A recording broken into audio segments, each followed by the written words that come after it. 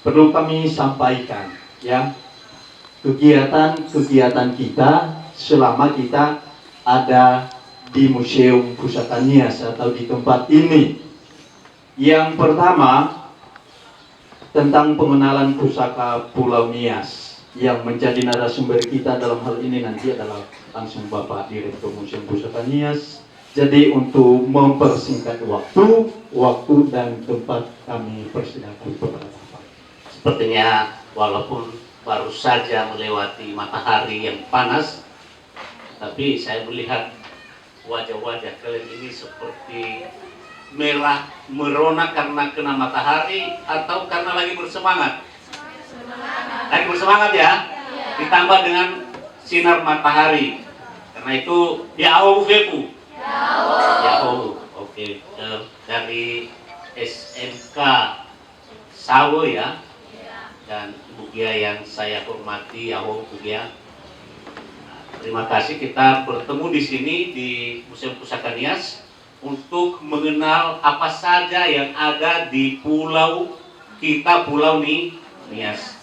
Jadi tentu kalau datang di sini mau mengenal apa saja yang ada di Pulau Nias kan, termasuk saya, kenal juga sama saya. Tadi sudah diperkenalkan ya, nama saya Nata Alui Duha. Ingat di laut, karena di laut kan lebih banyak di Sawo ya, tapi tidak apa-apa dari selatan ke utara. Nah, apa yang menjadi materi kita yang bisa kita tahu pada kesempatan ini? Mengenal pusaka Pulau Nias. Kalau kita mau mengenal pusaka Pulau Nias, kita lihat di atas tuh. Itu eksistensi Museum Pusaka Nias dalam menjaga pusaka Pulau Nias. Kalau di sekolah kira-kira pemahaman kalian pusaka itu apa saja ya? Pusaka. Pusaka. Pusaka jatuh itu. Apa pusaka? Peninggalan. Berarti semua yang ditinggalkan oleh siapa? Oleh nenek moyang atau leluhur, itu kita sebut dengan pusaka. Oke, mudah sekali kita tepuk tangan dalam begitulah ya. Nah, itu satu pandangan. Nah, lalu bagaimana kita menjaganya pusaka itu? Apakah hanya itu pusakanya? Jangan-jangan ada pusaka lain. Kalau tanah airku Indonesia, tapi katanya juga pusaka itu ya. Tapi tanah airku Indonesia juga menjadi pusaka. Apakah menurut kalian itu jadi pusaka kalau begitu ya? Pusaka juga di nyanyian itu. Kan sudah ada nyanyian itu ya. Kira-kira jadi benar itu nyanyian pusaka juga itu ya? Benar ya? Ya benar. Benar juga. Nah, kalau begitu Pulau Nias ini pusaka juga ya? Pusaka ya? Pusaka. Kalau begitu ada pertambahan pemahaman kita tentang pusaka, bukan saja pusaka yang ditinggalkan oleh leluhur kita, benda-benda, tetapi ada yang lain. Karena ada tadi kan tanah air. Ada tanah dan ada air. Jadi bukan hanya benda, tetapi ada tanah dan air. Dan apa saja yang ada di dalam tanah dan air itu. Kenapa itu menjadi pusaka kita? Karena itu yang memberikan kita kehidupan. Saya mau tanya, kalau tidak ada tanah, memang bisa hidup ya? Tidak.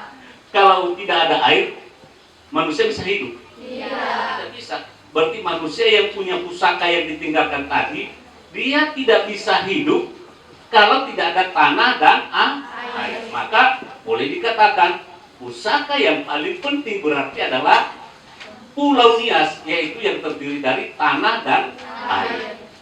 Itulah pusaka yang harus kita jaga. Mengapa di sini? Dan mengapa kemudian di sini kalian lihat, wah ada gedung itu tempat barang-barang atau benda-benda pusaka leluhur.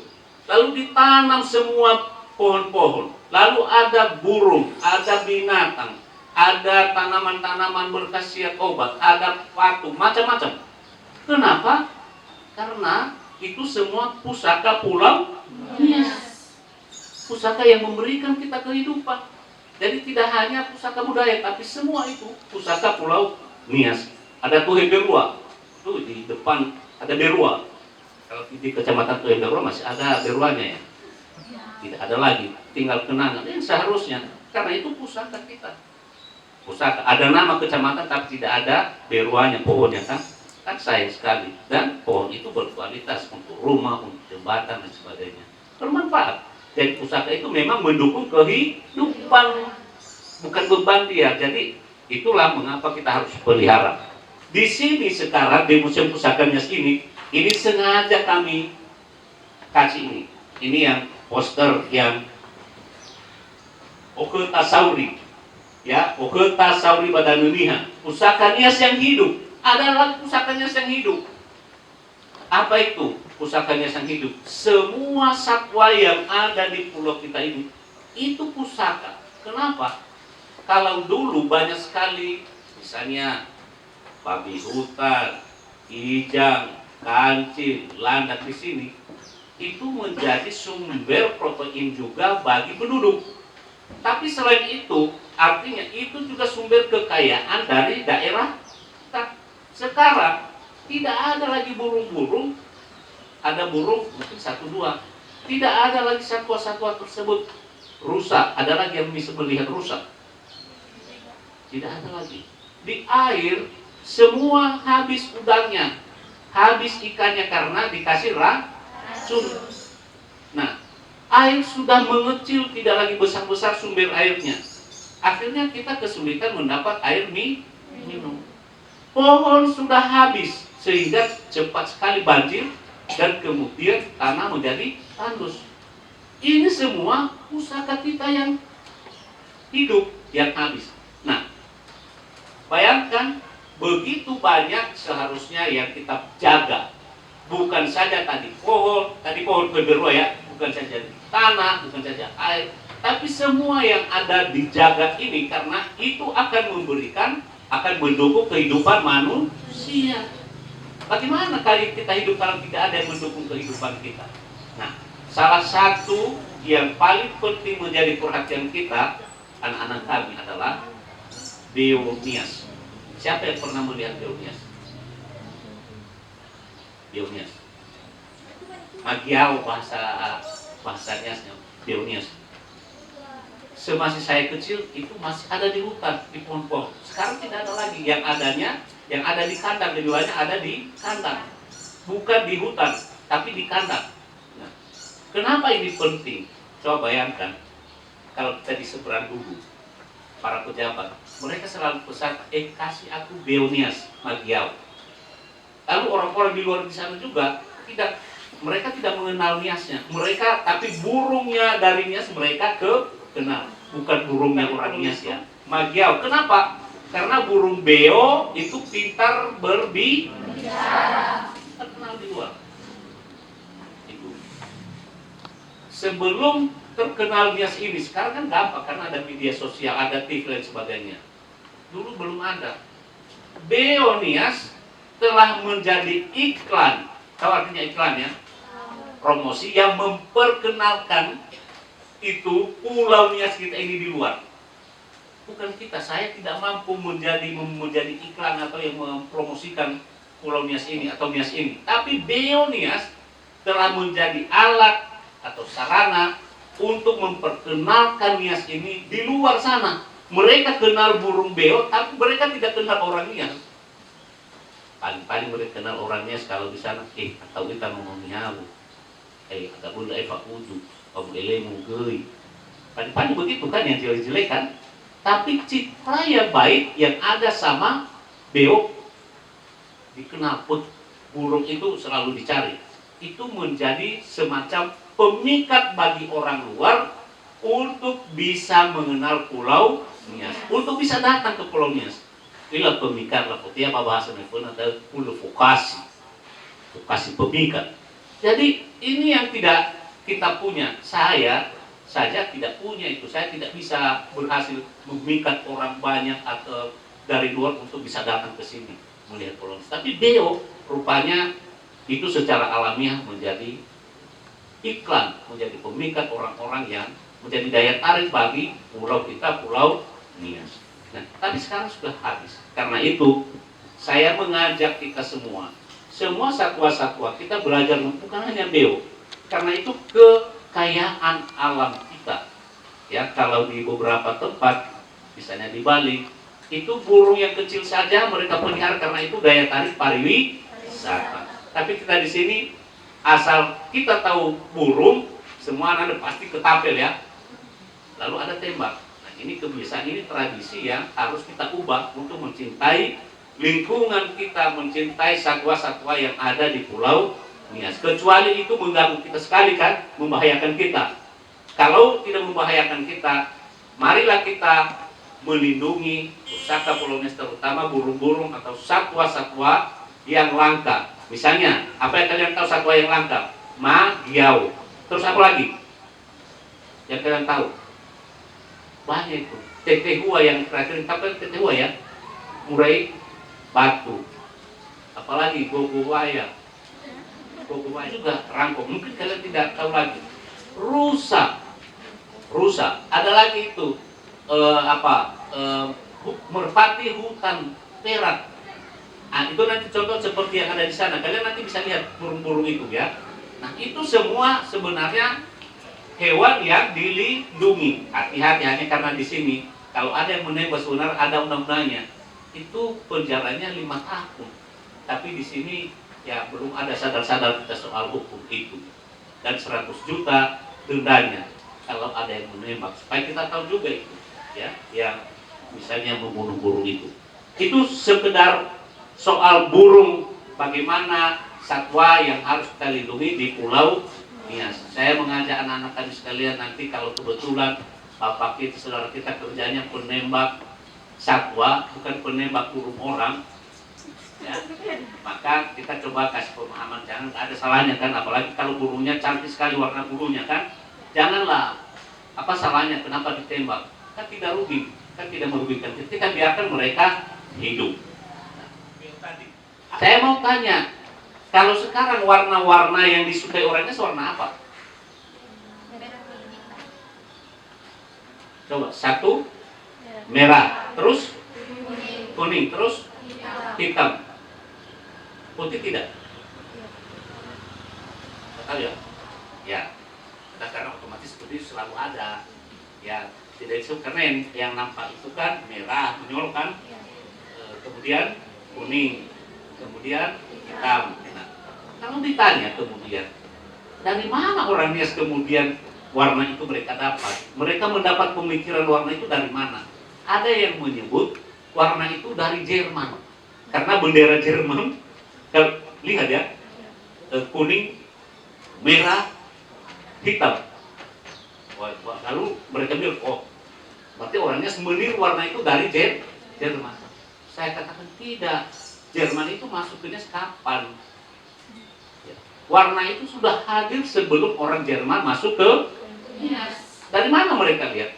Kalau tadi mereka mendapat inspirasi dari alam, kita lihat burung ini, ya, burung ini. Ini semua yang ada di sini, kita lihat burung magiau. Magiau, kalau saya tanya, ini warna apa? Warna apa? Merah ya? Oke, berarti ini warna merah. Ini warna apa? Kuning. Oke. Warna kuning. Kalau ini hitam. Ini putih. Oke, ini. Jadi itu tadi kita bawa ke Magiau ya. Magiau, karena itu burung terkenal di Pulau Nias ini. Kita melihat, oh, warna itu luar biasa menjadi apa kita. Apakah tidak kita lihat kemudian warna ini? Menurut kamu kira-kira mirip dengan pakaian orang Nias ini dengan bulu dari warna bulu dari Magiau? Mirip, bukannya mirip. Warnanya semua ada di sana. Nah, itu jadi mereka terinspirasi dari warna yang ada di alam, dan pada saat itu Magiau masih banyak di Pulau Nias ini. Magiau. Lain kalau disebutkan materi dari warna, kan kalau kuning kemudian kan kunyit, kan ada kunyit. Yang merah kemudian dicari yang apa, itu bahannya. tetapi mendapat inspirasi warna itu mereka mendapatkannya dari alam semesta ini. Salah satunya adalah dari warna bulu magiau atau burung beonias. Mengapa saya yakin itu? Belum diungkapkan ini, baru saya yang selalu mengatakan ini. Karena saya mendapat cerita rakyat dari seorang yang sudah tua dari Gomo. Kalau Gomo itu kan selalu kita ambil referensi kita. Kenapa? Karena katanya semua dulu kebudayaannya sini berasal dari Gomo. Ini orang-orang Gomo itu burung-burung itu memilih warna dulu. Singkat, ada semua burung di Pulau Nias ini memilih warna dalam cerita itu. Dan ternyata yang mengundang mereka adalah Magiau. Dan Magiau itu disebutkan sebagai bangsawan dari burung, segala burung. Artinya dia burung hebat ya. Nah, terus dia curangnya sudah dia undang semua burung untuk memilih warnanya, warna bulunya. Artinya warna bulu burung panca itu sepertinya belum ada warnanya. Tapi dia curang, dia pilih warna duluan sama dia. Dia ambil semua warna itu sehingga warnanya, bulunya menjadi lebih indah. Yang paling terakhir katanya burung gagak. Jadi tinggal arang yang ada di situ, lalu kemudian dia ambil arang itu, dia kasihkan di bulunya semua, makanya si burung gagak menjadi hitam semua termasuk matanya hitam tuh, burung gagak. Jadi itu singkat cerita pada bagaimana orang mendapat itu dari bapak itu, dari Gomo saya dapat. Secara tidak sengaja saya masuk akal bahwa memang burung Magiau itu telah menjadi dasar bagi leluhur kita untuk mendapatkan gambaran warna kesukaan mereka. Jadi demikian untuk pengenalan pusaka. Jadi pusaka itu adik-adik sekalian, anak-anak kami, bukan hanya peninggalan leluhur yang ada di rumah, tapi semua yang ada di alam semesta itu pusaka. Dan pusaka itu adalah yang memberikan atau yang mendukung kehidupan manusia. Karena itu kita wajib menjaga dan memelihara pusaka itu, termasuk Pulau Nias kita ini dan semua yang ada di alam Pulau Nias. Karena itulah yang membuat kehidupan orang-orang yang ada di Pulau Nias ini menjadi maju dan berkembang. Kalau rusak tanahnya, kalau airnya sudah tidak ada, kalau hutannya tidak ada, satwanya sudah tidak ada, maka tidak ada ekosistem kehidupan, mata rantai kehidupan di Pulau Nias. Jadi demikian yang bisa kami sampaikan pada sesi pengenalan pusaka Pulau Nias ini dan perlindungannya. Semoga anak-anak kami yang sudah datang pada hari ini sedikit tercerahkan apa yang ada di museum dan mengapa kita memelihara atau melestarikan pusaka yang ada di Pulau Nias. Selain manusianya sendiri yang harus menjaga budayanya ya, menjaga budayanya. Jadi semua yang dihasilkan pemikiran-pemikiran manusia itu semua kebudayaan, bukannya tarian. Dan pemikiran manusia yang baik itulah yang harus kita teruskan. Termasuk hari ini, semua yang datang di sini saya anggap manusia yang berpikir baik, dan itu kita harus lakukan. Demikian, nanti kalau ada yang bertanya 1-2 boleh kita kasih karena menunggu juga. Terima kasih, Yahoo. Wah, luar biasa.